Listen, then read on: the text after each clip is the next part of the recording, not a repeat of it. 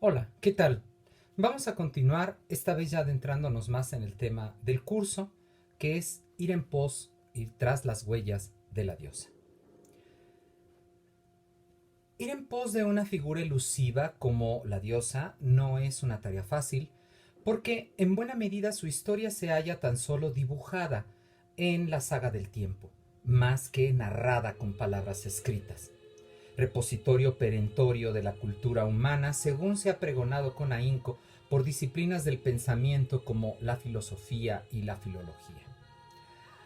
Basado en tal perspectiva, quizá es por ello que ha sido más fácil que haya sido vilipendiada y sus investigadores reducidos a la categoría de fantaseadores del pasado, en pos de una proyección que desean más para el presente y sueñan para el futuro.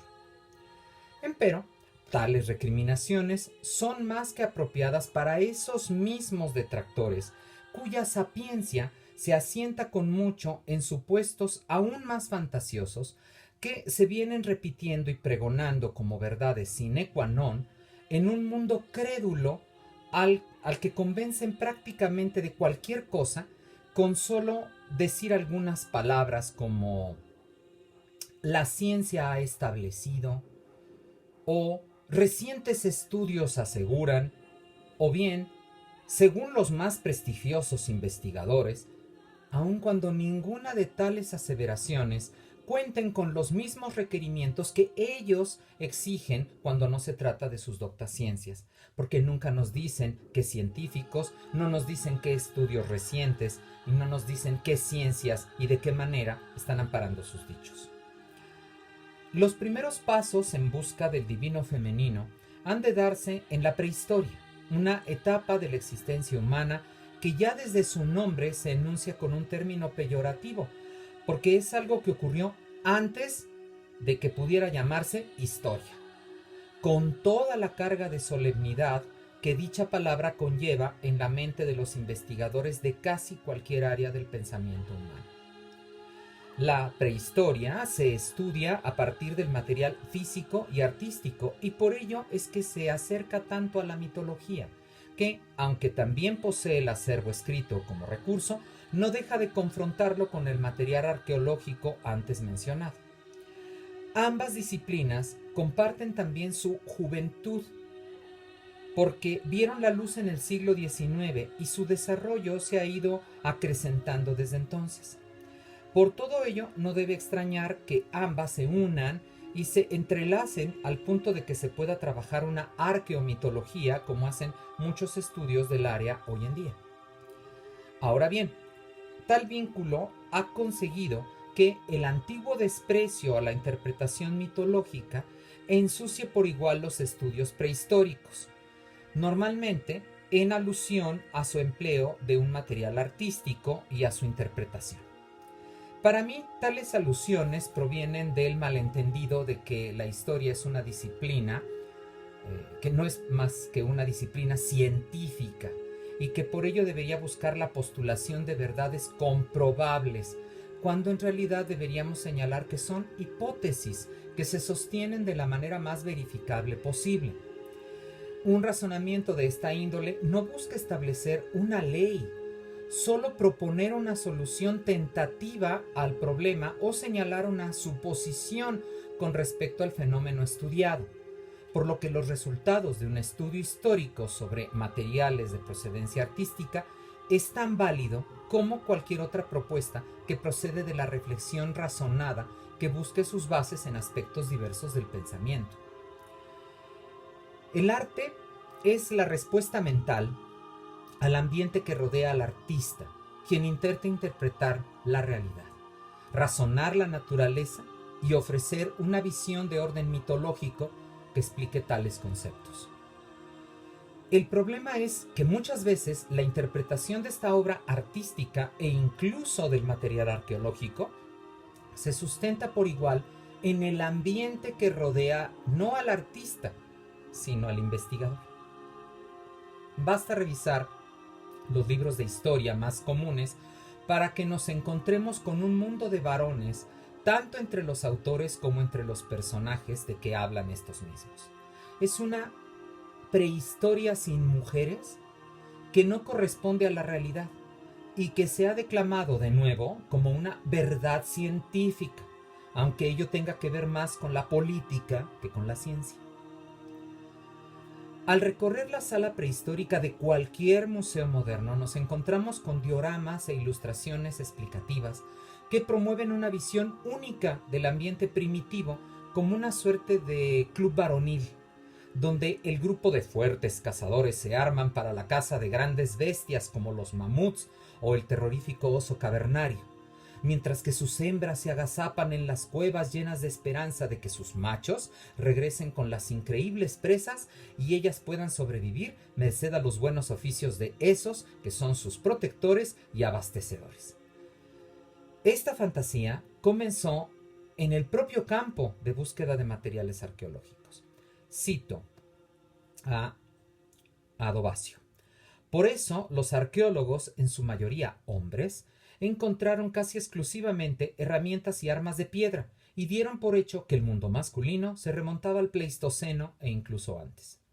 Por norma general, hacían caso omiso de las mujeres. Hasta hace poco, ni siquiera se enseñaba a los arqueólogos a buscar otros objetos que no fueran herramientas de piedra y hueso. Así que no tendían a ver o a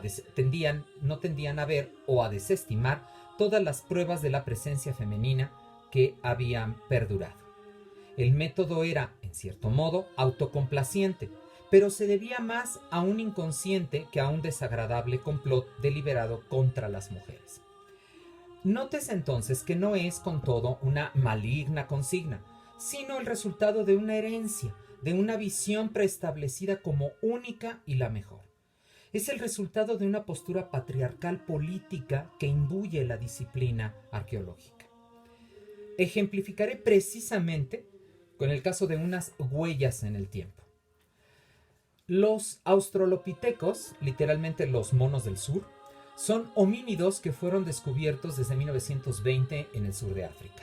Pero no fue hasta 1974 cuando en el Triángulo de Afar, al noroeste de Etiopía, se descubrió uno con características distintas que supuso una nueva especie, el Australopithecus afariensis, comúnmente conocido por el espécimen tipo como Lucy, pues se trataba de una hembra joven. 3 años después, la arqueóloga Mary Leakey, esposa del también arqueólogo Louis Leakey, descubrió a unos 5 kilómetros al sur del primer descubrimiento, ahora en la Etoni, Kenia, una serie de huellas fósiles de 2 australopithecos que caminaron sobre las cenizas recientes de un volcán cercano.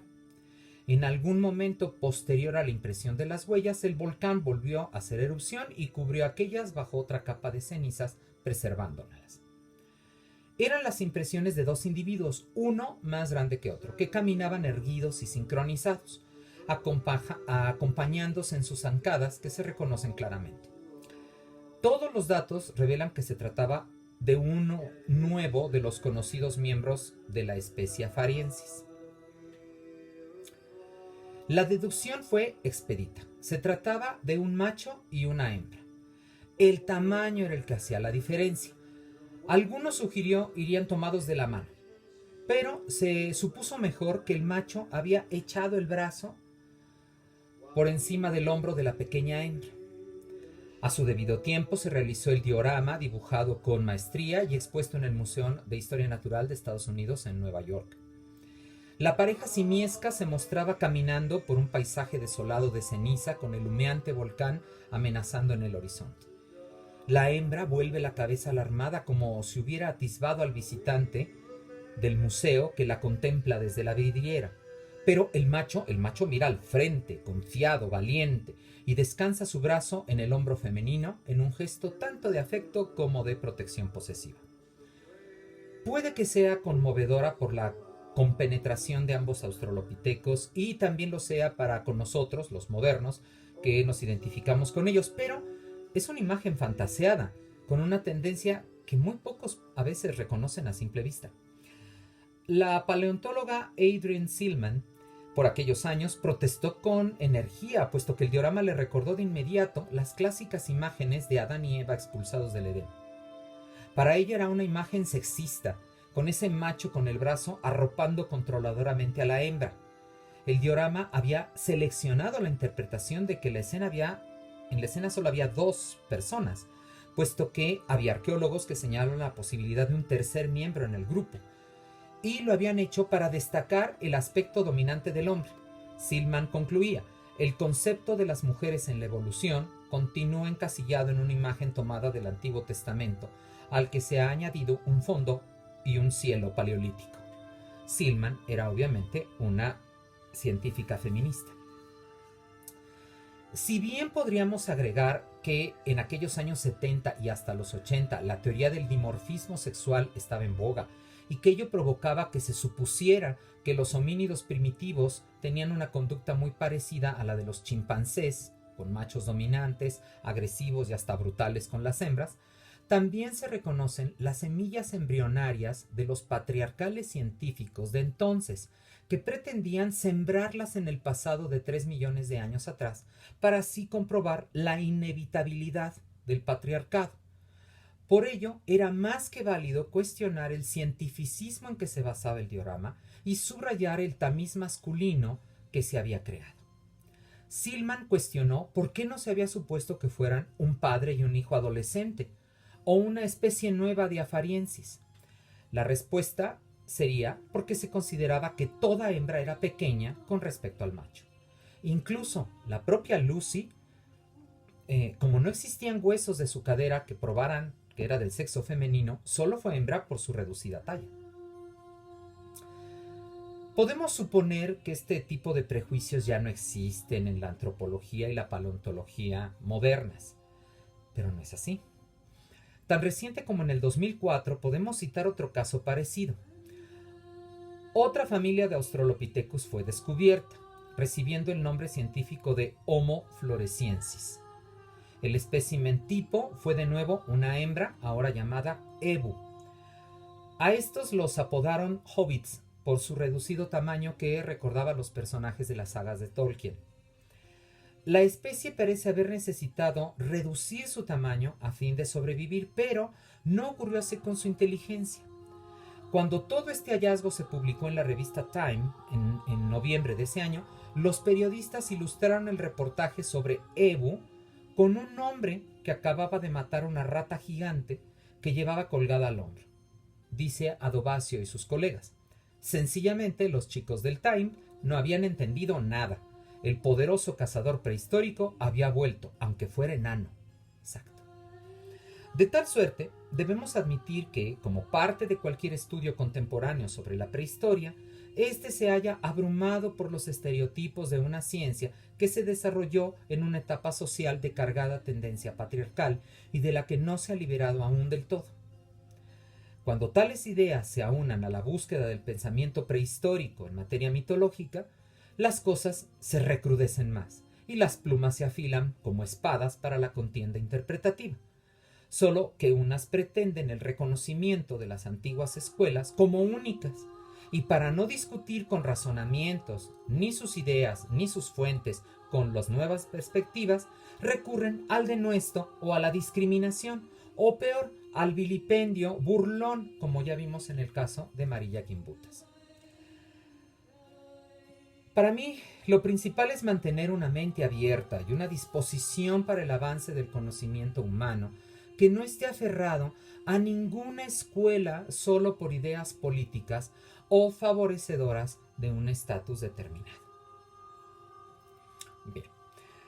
Tratemos pues sobre las diosas prehistóricas, hablemos de Estatiopigias y sus simbolismos. Parece, según afirmación de Paul Chalus, que el humano nunca ha puesto en duda la existencia de seres superiores.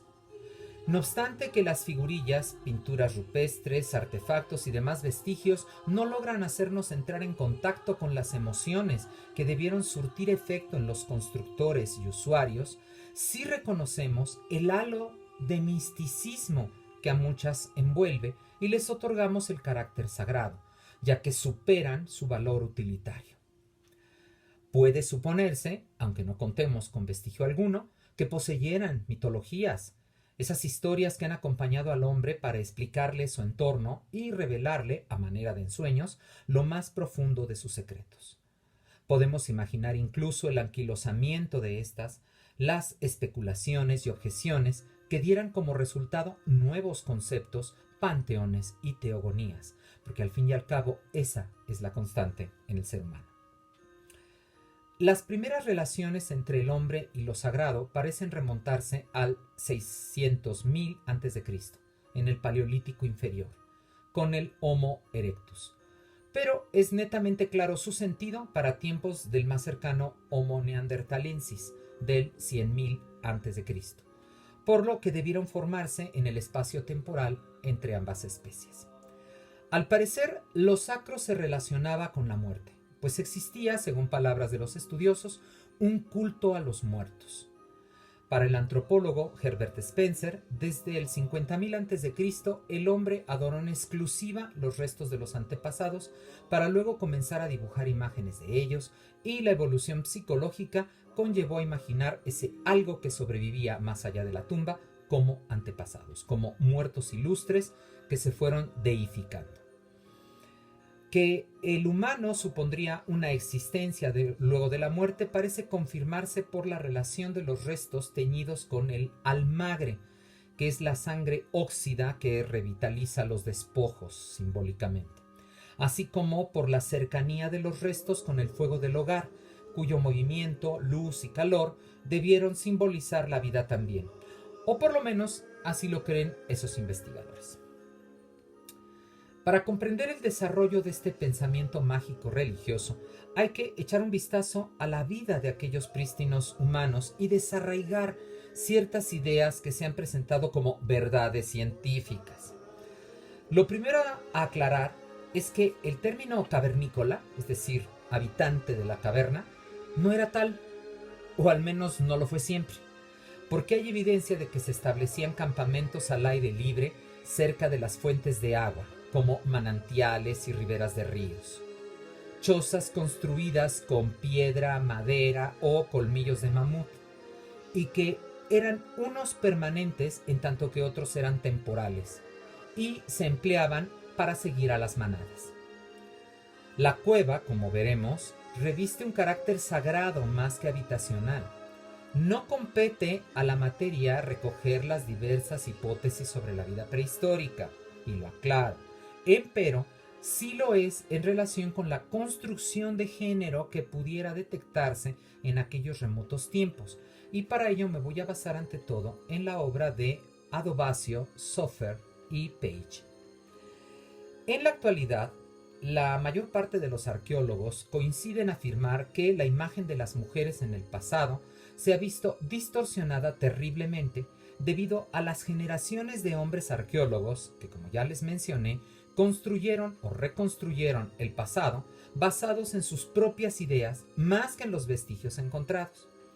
Por ejemplo, suponer una economía paleolítica dominada por la cacería de presas de gran tamaño, siendo el mamut el que más cautivó la imaginación de estos reconstructores del modo de vida primitivo, con todo lo ridículo que ello puede entenderse hoy, no pasa de ser una teoría con escasas, muy escasas pruebas.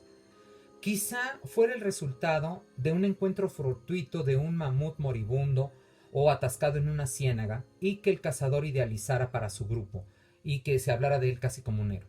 Pero esto es solo una fantasía, la estamos recreando. Propiamente, los restos animales encontrados en los entornos humanos son de piezas pequeñas, como liebres, zorros, y fueron idealizaciones como esas las que llevaron al etnógrafo y pionero Bronisław Malinowski a suponer que entre los primitivos como entre los aborígenes, la relación entre marido y mujer era, desde el punto de vista económico, la del amo con el esclavo. ¿Por qué nos dicen estas cosas? Porque no se aferran a las pruebas físicas, sino más a opiniones basadas en su propia construcción social. Hoy en día los estudiosos manejan otras posibilidades. El dúo básico y universal entre los primates es el formado por la madre y su descendencia, mismo que se expandió para dar cabida a personas de diferentes edades y sexos, para formar con ellas una unidad independiente. Las conexiones posteriores, mediante uniones y relaciones filiales, debieron extenderse hasta formar grupos mayores, como los clanes, todos descendientes de antepasados comunes. Hay en esta teoría ya un atisbo de pensamiento religioso, puesto que implica una idea de inmortalidad por medio del linaje, pero también del recuerdo y celebración de aquellos que formaron parte de esa familia extendida y cuyo centro u origen sería la madre del binomio prístino. Ahora bien, no comencemos a idealizar la figura materna.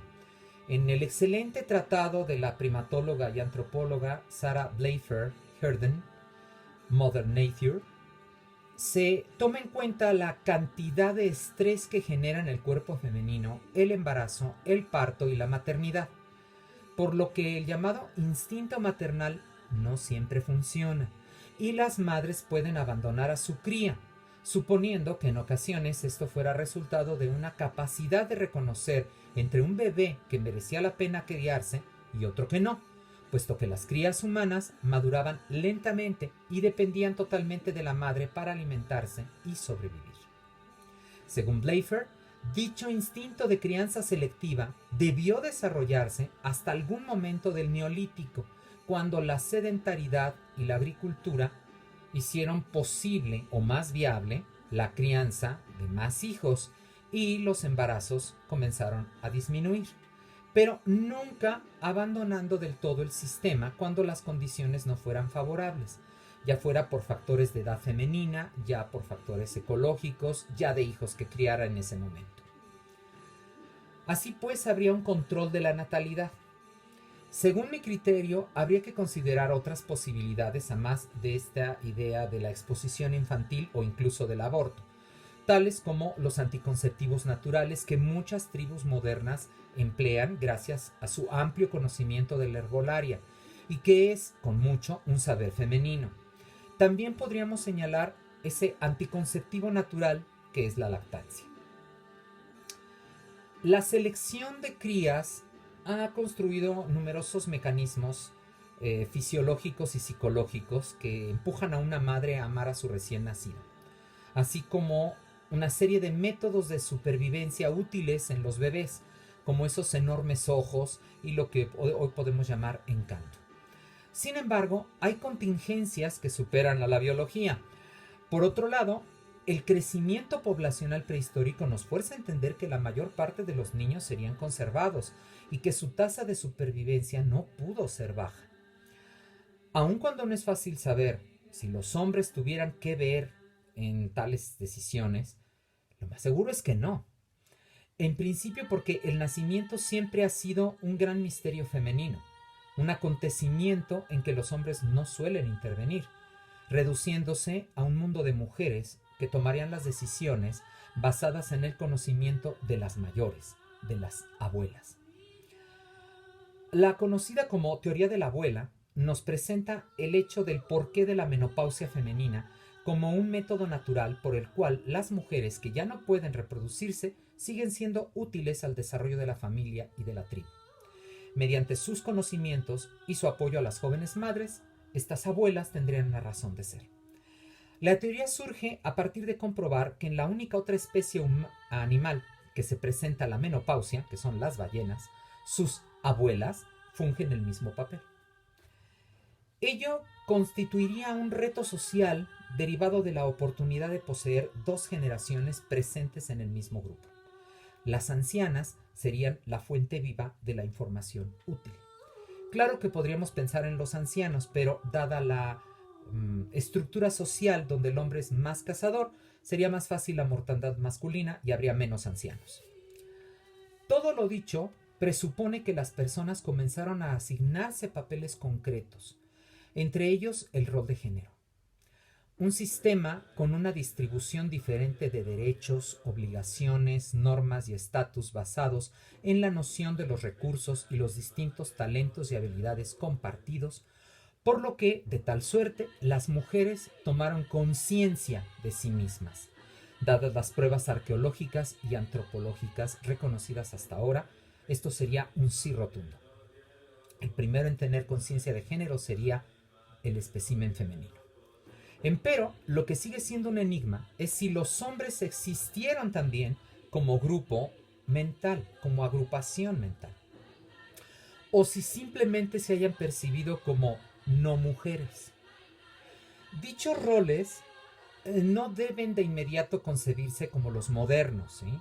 Por el contrario, debieron variar de lugar en lugar y, una vez establecidas, algunas hembras debieron sentirse más cómodas e identificadas con roles masculinos, como la cacería, mientras que algunos hombres debieron adoptar funciones femeninas como la tejeduría, aspectos que siguen reconociéndose en sociedades actuales.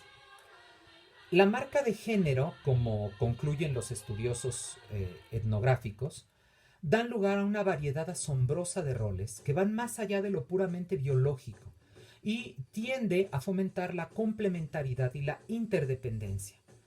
Las tareas se dividen en aras del beneficio colectivo y en distintos grupos, ya son de edad, ya de sexo o de ambos.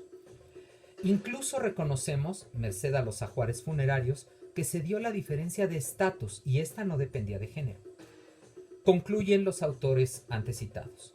Sin embargo, lo que sí sabemos es que las mujeres como estatus de género se inventaron en una época bastante reciente, por lo menos hace unos 30.000 años.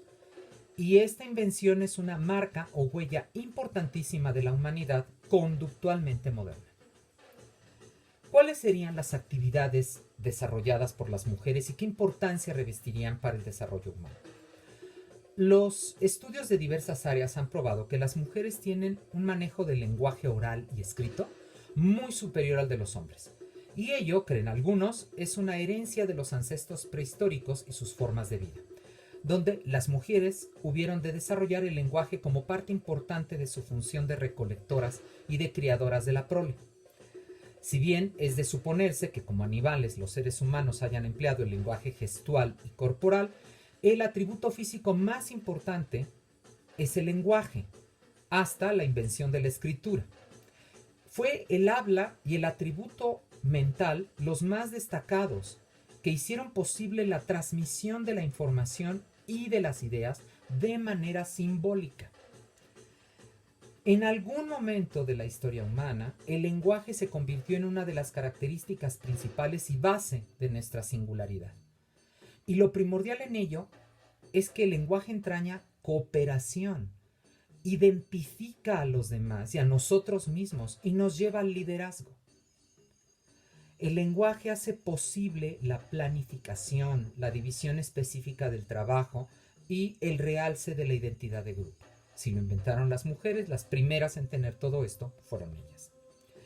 Retomando lo dicho sobre la teoría de la abuela, el lenguaje en ella particularmente sería de capital importancia.